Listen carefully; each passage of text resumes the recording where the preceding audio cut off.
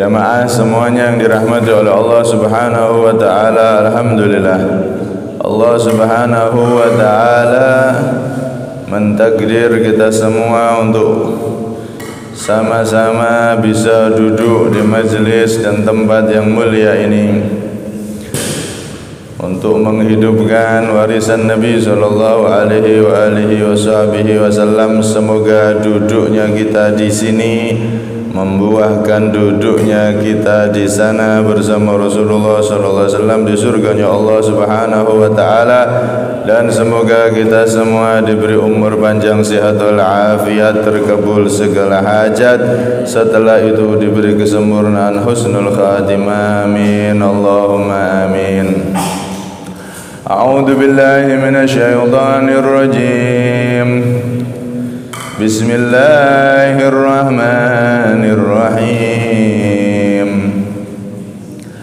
Qulna ihbitu minha jami'an fa imma ya'tiyannakum minni hudan faman tabi'a hudaya fala khawfun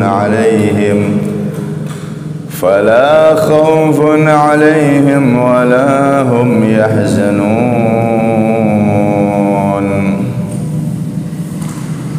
Qulna, aku Allah berkata, ihbitu, turunlah kalian semua, minha, dari surga, jami'an, semuanya. Fa imma ya'tikum, maka jika datang, kum, pada kalian, minni, dari aku, hudan, petunjuk, faman tabi'a hudaya fala khaufun 'alaihim wala hum yahzanun, maka barang siapa yang mengikuti hudaya, petunjukku, fala khaufun, maka tidak ada ketakutan, alaihim, atas mereka, tidak ada ketakutan apa-apa yang ada di depannya berupa alam barzakh, kubur, hari kiamat dan seterusnya. Wala hum yahzanun, dan tidaklah mereka yahzanun, susah. Mereka juga tidak susah, tidak menyesalkan apapun yang telah terjadi di dunia, alias mereka menjadi orang yang beruntung, bahagia. Kenapa? Karena mengikuti petunjuk dari Allah Subhanahu wa taala. Hadirin yang dirahmati oleh Allah Subhanahu wa taala, di sini Allah Subhanahu wa taala mengulangi perintahnya, ihbitu, turunlah kalian, yaitu Nabi Adam, Siti Hawa, iblis dan juga ular kemarin. Empat-empatnya semuanya disuruh turun. Sebelumnya Allah Subhanahu wa taala sudah memerintahkan mereka semua untuk turun ke bumi. Di sini diulangi lagi karena untuk pertama taukid, menguatkan. Contoh seperti orang kita suruh keluar, kemudian kita ulangi lagi, keluar. Maka pengulangan tersebut adalah menunjukkan perintah yang benar-benar kuat. Keluar, diulang-ulang. Selain itu, kata Imam Fakhrur Razi radhiyallahu anhu, saat Nabi Adam dan Siti Hawa telah memakan buah dari syajaratul khuldi, maka saat itu dalam keadaan yang begitu mencekam, bahkan dalam riwayat petir menyambar sana sini, karena Allah murka saat itu. Maka Nabi Adam dan Siti Hawa, mereka berdua bertaubat kepada Allah, minta ampunan Allah Subhanahu wa taala. Setelah minta ampun, Nabi Adam dan Siti Hawa mengira akan diampuni Allah dan akan dibiarkan tetap berada di surga. Setelah minta ampun, keduanya menyangka sudah diampuni dan tidak akan jadi dikeluarkan dari surga, tapi diizinkan tetap di situ. Maka di sini diulangi oleh Allah, ihbitu minha jami'a, keluar kalian semua, turun kalian semua dari surga. Akhirnya mereka pun semuanya dikeluarkan dan diturunkan dari surga, ditaruh di dunia. Karena memang walaupun Allah telah mengampuni tanda kutip kesalahan dari Nabi Adam dan Siti Hawa, tapi Allah memang sudah menetapkan inni ja'ilun fil ardi khalifah. Allah sudah memutuskan bahwasanya Nabi Adam dan Siti Hawa serta keturunannya akan jadi khalifah, pengganti atau pengelola di muka bumi. Akhirnya tetap diturunkan. Al-Imam Al-Qurtubi radhiyallahu anhu, beliau meriwayatkan dari Wahab bin Munabbih, juga dari riwayat Al-Imam At-Tirmidzi radhiyallahu anhuma, bahwasanya tatkala Nabi Adam sudah diturunkan ke bumi, iblis pun sudah diturunkan ke bumi, maka akhirnya iblis memprovokasi para hewan-hewan buas yang ada di bumi. Jadi hewan-hewan buas saat itu dikumpulkan oleh iblis, kemudian diprovokasi.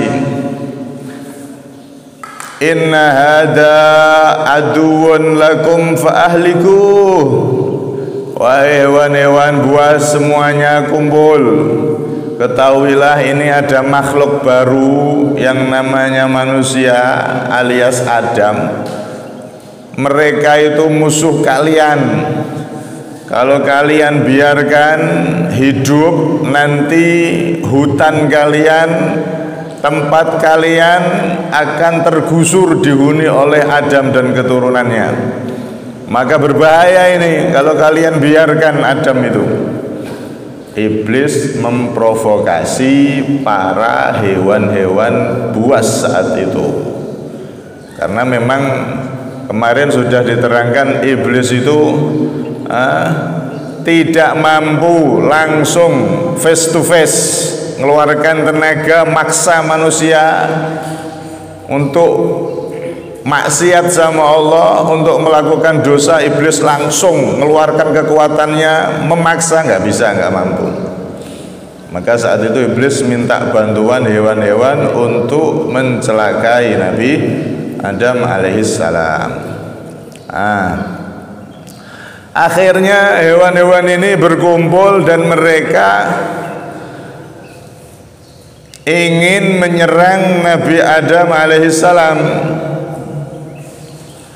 Cuman hewan-hewan itu punya naluri takut sama manusia. Manusia ini wibawa di mata para hewan. Hewan-hewan buas itu kalau kelihatan manusia dia punya naluri takut. Akhirnya ada satu hewan yang tidak punya takut sama sekali, yaitu serigala atau anjing. Anjing ini hewan pemberani. Akhirnya wes kalau begitu saya yang maju sendiri. Maju ini anjing. Maka saat itu Nabi Adam tahu akan diserang oleh salah satu hewan yang buas, anjing itu. Maka saat itu beliau kebingungan, tahayyar.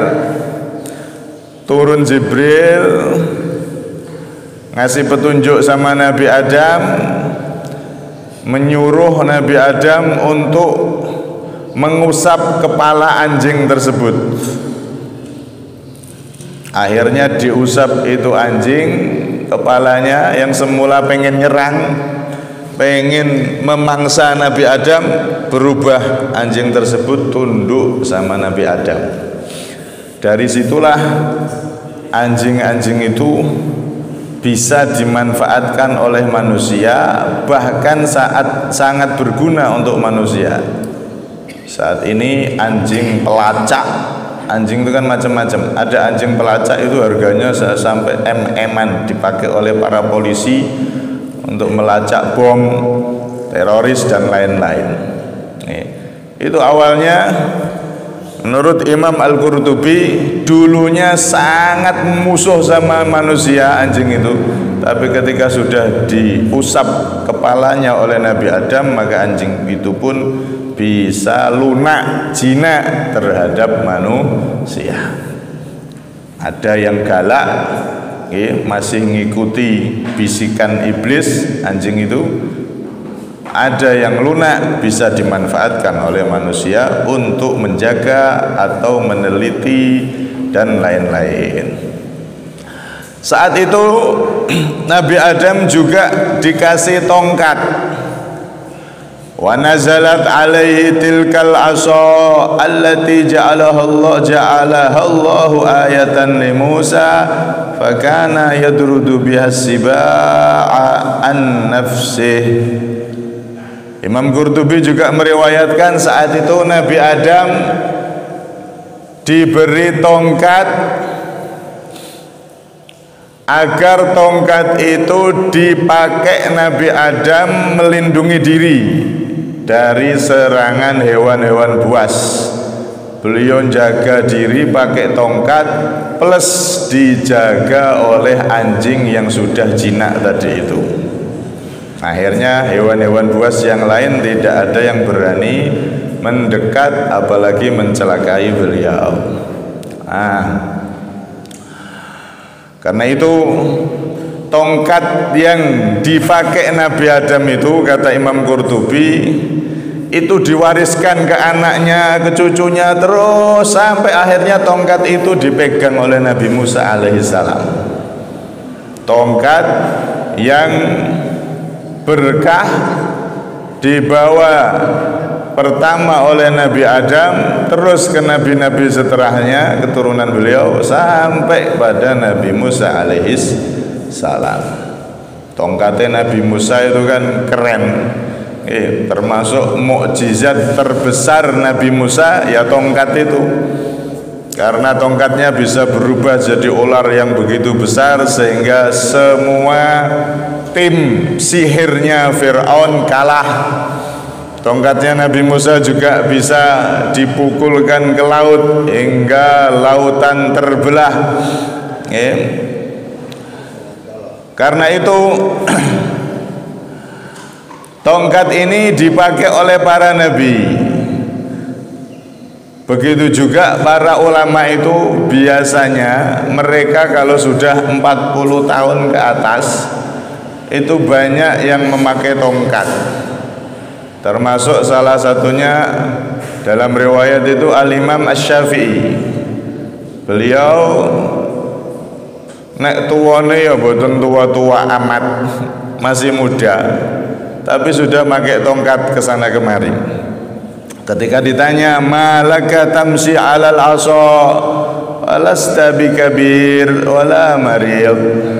Wahai Imam, kami lihat engkau kesana kemari berjalan pakai tongkat, padahal engkau tidak tua-tua amat, juga tidak terkena sakit, sehat. Maka dijawab oleh beliau, ini a'lamu anni musafir. Aku memakai tongkat agar aku selalu ingat bahwasanya aku adalah orang yang musafir di dunia ini menuju akhirat. Karena itu beliau memakai tongkat. Imam Syafi'i, begitu juga para ulama, begitu juga para kiai, para habaib. Kalau kita lihat mereka, terutama yang sepuh-sepuh itu, banyak di antara mereka yang memakai tongkat, dan itu termasuk kebiasaan para nabi, kebiasaan orang-orang soleh terdahulu. Sampai disebutkan dalam syair, hamaltul asa ladhi'fu aujabaham laha alayya wala anni tahannaitu min kibri walakinnani alzamtu nafsi hamlaha li'a'lama anni muqimun ala safari. Aku, kata mereka orang-orang soleh, memakai tongkat bukan karena badanku yang telah lemah kemudian mengharuskan memakainya, tapi aku memakai tongkat agar selalu ingat bahwasanya aku ini adalah musafir menuju akhirat. Radhiyallahu anhum ajma'in. Ada yang menarik, tongkat Nabi Adam yang diwariskan ke anak-anaknya hingga Nabi Musa ini, sebagaimana diriwayatkan Imam Qurtubi tadi, di tongkat tersebut ada nasihat yang tertulis. Ada 4 tulisan. Al-Imam Al-Habib Alwi bin Syihab menyebutkan, maktubun fi asa Musa, tertulis di tongkatnya Nabi Musa, yang tak lain adalah tongkat yang pertama kali dipegang oleh Nabi Adam. Tertulis apa? Pertama, innal alima idza lam ya'mal bi ilmihi yakunu huwa wa iblisu sawa.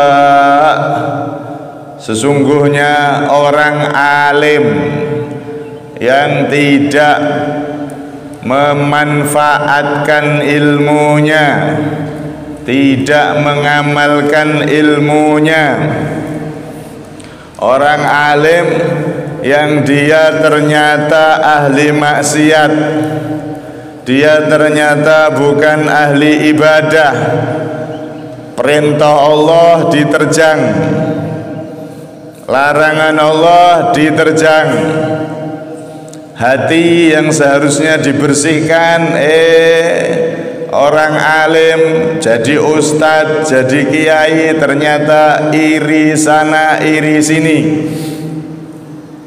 Bahkan dalam riwayat, sittatun yadkhulunan nara bi sittatin qoblal hisab. Ada 6 golongan yang masuk neraka tanpa dihisab. Nek mlebu neraka tanpa dihisab bagus, nek mlebu surga deh tanpa dihisab bagus. Tapi ini masuk neraka tanpa dihisab, naudzubillah min dzalik. Pertama siapa mereka? Disebutkan situ al-ulama bil hasad, para ulama, para ustadz, para kiai, tapi dia ternyata ahli maksiat, hatinya kotor, penuh dengan iri terhadap sesama ulama, sesama tokoh. Maka ulama kiai yang model seperti ini enggak ngamalkan ilmunya, kotor hatinya, kelak dia pertama kali akan dimasukkan ke neraka tanpa dihisab, naudzubillah min dzalik. Karena itu kata ulama itu, penyakit iri dengki yang paling banyak, kalau mau kulaan, ibarat toko itu paling banyak isinya itu para ulama. Ulama-ulama yang enggak ngamalkan ilmunya, itu sarang iri, sarang napa niku hasud, dengki sama sesama. Ulama irinya ya sama ulama. Naudzubillah. Dan ini sudah jauh hari diperingatkan oleh Nabi di dalam banyak riwayat, termasuk di tongkatnya Nabi Musa, tongkat yang diwarisi dari Nabi Adam, juga ada nasihat untuk anak cucu Nabi Adam. terutama mereka yang alim berilmu, harus benar-benar jadi orang yang taat secara dohir dan juga taat secara batin, hatinya bersih. Ulama itu harus paling bersih hatinya karena dia tahu ilmu, dia yang megang warisan Nabi. Semoga kita semua jadikan orang yang punya hati yang bersih. Amin Allahumma amin. Ini yang pertama. Tulisan kedua, wal wali idza lam ya'dil bainan nas yakunu huwa wa fir'aunu sawa. Kalau yang tadi orang alim nggak ngamalkan ilmunya, maka dia sama seperti iblis statusnya. Podo-podo duwe ilmu nih, iblis ilmunya malah lebih hebat lagi, ibadahnya lebih hebat lagi, tapi hatinya nggak beres. Orang alim hatinya nggak beres, statusnya sama kayak iblis. Yang kedua ini, wal wali, pejabat yang tidak adil terhadap rakyat, tidak amanat, maka huwa wa fir'aunu sawa. Pejabat yang seperti itu statusnya sama dengan Fir'aun. Kenal ya Fir'aun? Fir'aun, raja diktator, raja kejam, raja zalim, bahkan ngaku jadi Tuhan. Nah, kalau ada pejabat yang dengan jabatannya justru malah mengsesarakan rakyatnya sengsara, jabatannya tidak diemban dengan sebaik-baiknya, malah untuk kepentingan pribadi atau golongannya, tidak ngurus rakyatnya. Penting saya dan golongan saya tercapai semua yang diinginkan, semua targetnya, maka tidak ngurus rakyat mau susah, mau ini mau itu, terserah mereka. Maka orang yang seperti ini, pejabat yang acuh tak acuh terhadap rakyatnya, statusnya di sisi Allah dia tidak lebih seperti Fir'aun. Na'udzubillah min dzalik. Karena itu orang yang jadi pejabat hendaknya adil di dalam jabatannya. La yaumun min adilin khairun min sittina sanah min ibadati sittina sanah, kama qala. Satu hari dari pejabat yang adil itu lebih utama daripada 60 tahun ibadah orang biasa, rakyat jelata. Rakyat jelata ibadah 60 atau 70 tahun. Kemudian orang yang jadi pejabat adil satu harinya itu lebih utama daripada itu. Maka sebetulnya kesempatan besar para pejabat itu untuk adil, meraih pahala besar di sisi Allah. Tapi kalau tidak adil, maka statusnya huwa wa fir'aunu sawa. Dia dan Fir'aun sama. Na'udzubillah min dzalik. Tulisan yang ketiga, wattajir idza lam yunfik amwalahu fima faradallahu alaih wa lam yajma'ha min hilin yakunu huwa wa qarunu sawa. Orang kaya yang tidak menggunakan hartanya di jalan Allah, apalagi dikumpulkan dari cara yang tidak dihalalkan. Kaya raya ternyata bandar narkoba, hasil dari narkoba misalnya. Kaya raya ternyata hasil korupsi misalnya. Kaya raya ternyata bandar slot judi online misalnya. Na'udzubillah. Maka orang kaya yang seperti ini di sisi Allah nilainya yakunu huwa wa qarunu sawa. Dia dan Qarun podo. Dia dan Qarun statusnya sama. Na'udzubillah min dzalik. Qarun yang terkenal kaya raya, sampai kalau ada orang menemukan harta di dalam bumi terpendam, harta karun.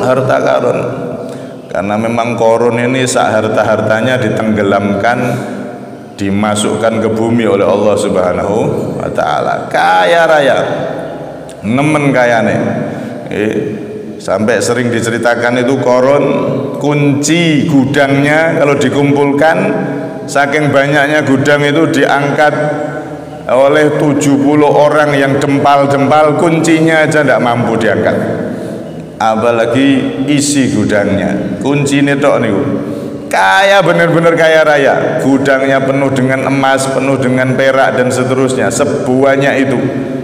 Kuncinya aja sebanyak itu.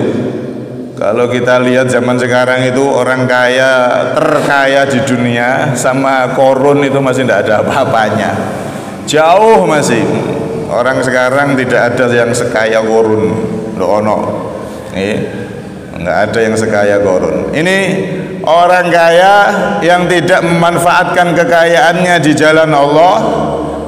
Hartanya tidak digunakan untuk ketaatan, meraih ridho Allah sebanyak-banyaknya dengan hartanya. Atau orang kaya yang dihasilkan dari sesuatu yang haram, pekerjaan yang haram, maka dia dan korun statusnya sama. Na'udzubillah min dzalik. Kemudian tulisan yang terakhir,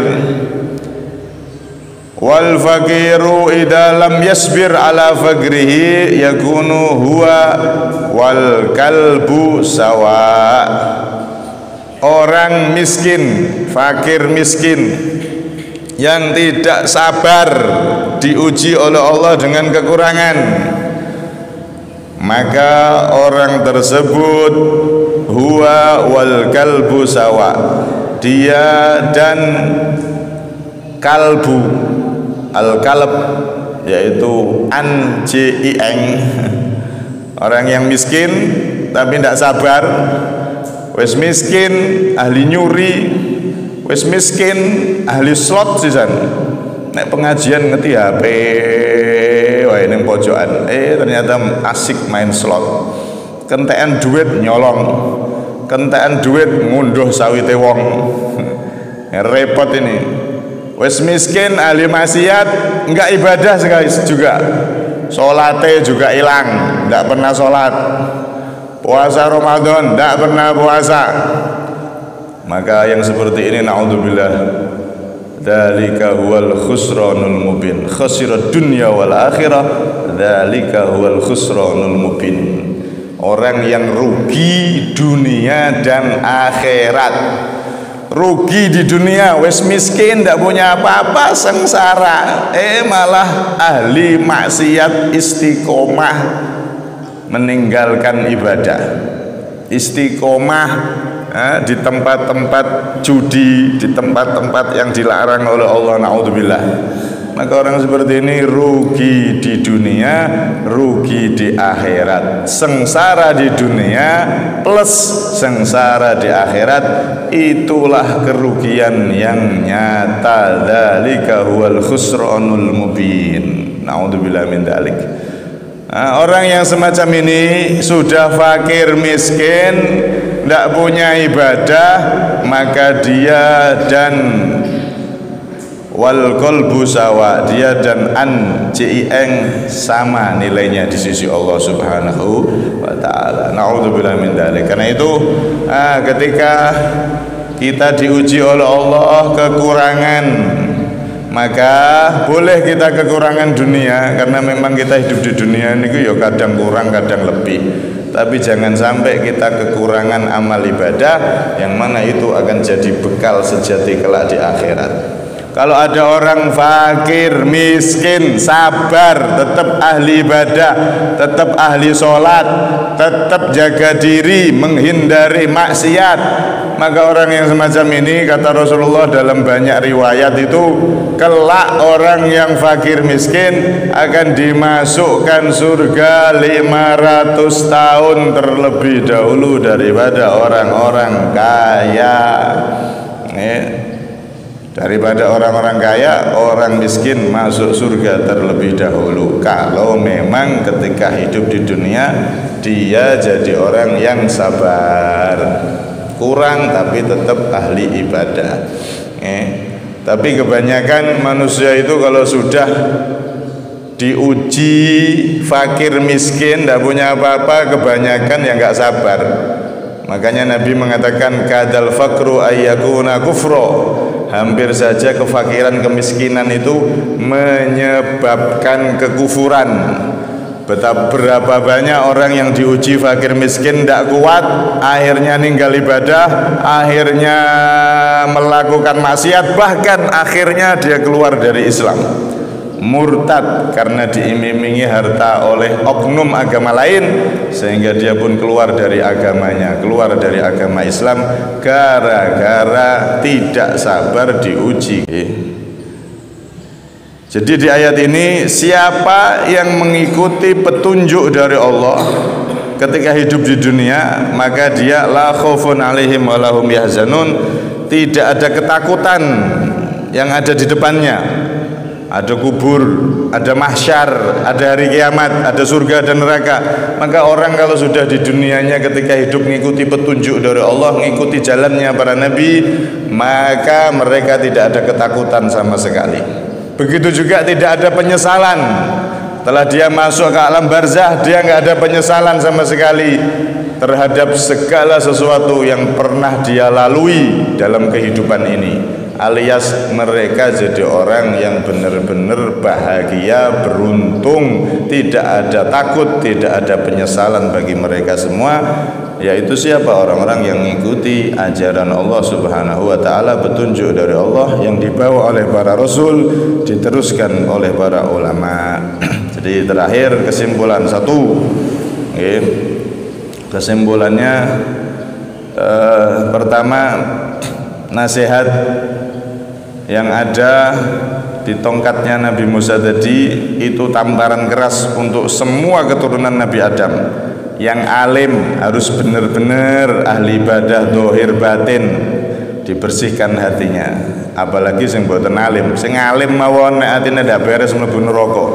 Apa meneh sing gak alim, nggih, atine ndak beres.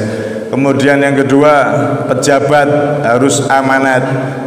Yang ketiga, orang kaya harus gunakan hartanya dengan benar, zakatnya dihitung dengan benar, digunakan dengan benar, meraih ridha Allah sebanyak-banyaknya dengan hartanya. Kemudian yang ketiga, yang keempat, orang miskin. Dari keturunan Nabi Adam kita manusia ini hendaknya bersabar. Sabar ora sabar, nek ditakdir miskin ya tetap miskin. Makanya orang miskin hendaknya bersabar agar kelak di akhirat jadi orang kaya raya. Kemudian yang terakhir, yang kelima, kalau ingin kita hidup bahagia tanpa ada ketakutan dan penyesalan di dunia sampai kelak di akhirat, maka ikuti benar-benar ajaran yang dibawa oleh para nabi, dibawa oleh Nabi kita Muhammad SAW dari Allah Subhanahu wa taala. Ikuti ajarannya sehingga kita menjadi orang yang beruntung dunia sampai akhirat. Amin.